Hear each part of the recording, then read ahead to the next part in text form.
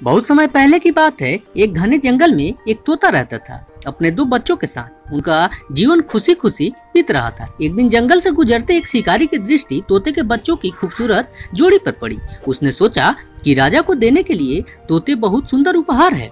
वह उन तोतों को पकड़कर राजा के पास ले गया। जब उसने तोते राजा को उपहार स्वरूप दिए तो राजा बहुत खुश हुआ। शिकारी को उसने 100 सोने सिक्के इनाम दे दिए। राजमहल में लाए जाने के बाद तोते सबके आकर्षण का केंद्र बन गया। उसने सोने के पिंजड़े में रखवाया गया। हर समय सेवक उनके आगे पीछे दौड़ते रहते थे। नाना प्रकार के ताजे फल उन्हें खिलाए जाते थे। राजा उनसे बहुत प्रेम करता था। राजकुमार भी सुबह उठकर उनके पास आकर खेला करता था। एक जीवन पाकर दोनों तो बहुत खुश थे।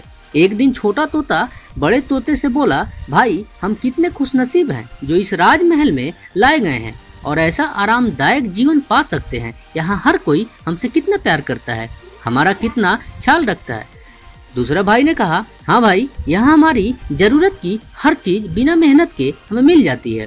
हमारा जीवन पहले से ही अधिक आरामदायक हो गया है। सबसे अच्छी बात यह है कि यहाँ हमें हर किसी से प्रेम मिलता है।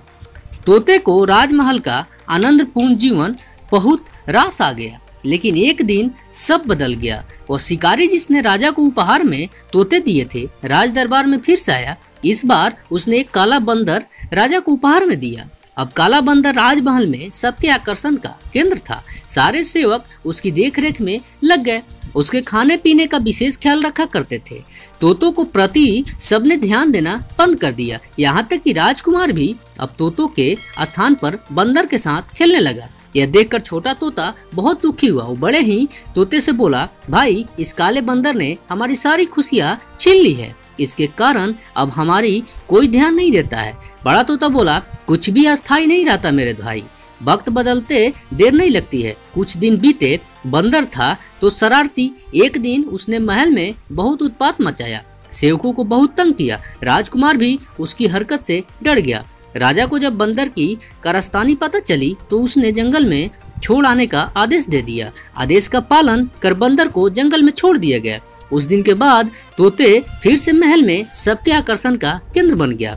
अब छोटा तोता बोला, बहुत खुश था और बोला तोते से बड़ा भाई से कि हमारे दिन फिर से वापस आए। बड़ा तोता बोला, याद रखो मेरे भाई, समय कभी भी एक जैसा नहीं रहता है। इसलिए जब समय साथ ना दे तो दुखी नहीं होना चाहिए। बुरा समय में हम तो अच्छा समय भी आएगा। छोटे तोते को बड़े तोते की बात समझ में आ गई। उसने तय किया कि बुरे वक्त में वहीं धैर्य बनाकर रखना चाहिए।